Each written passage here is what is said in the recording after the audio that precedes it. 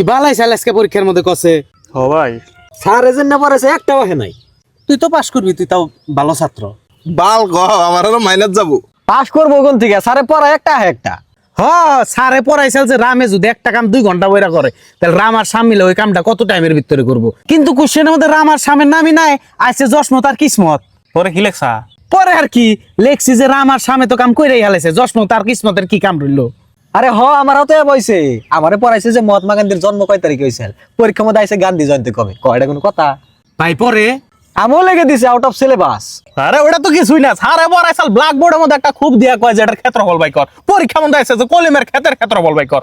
পরে কি লেখছা ভাই? আমি ভাই পরে সুন্দর করে লিখে থুইছি, আমি কি কলিমের বাপের চাহর যাওয়ার ক্ষেত মারবার যাবো। একদম ঠিক লেখছা ভাই, একদম ঠিক লেখছা। সারা ঘাতে ভাই করে নাকি? আরে ওটা তো কিছুই না, আমার হাতে কি হয়েছে জানাস? আমারে সারে পড়াইছে একটা সাইকেল যদি 1 ঘন্টায় 4 কিলোমিটার যায় তাহলে 4 ঘন্টায় কয় কিলোমিটার যাবো। কিন্তু পরীক্ষার মধ্যে আছে ট্রেন, ওটার বিষয়ে আমার পড়াই নাই।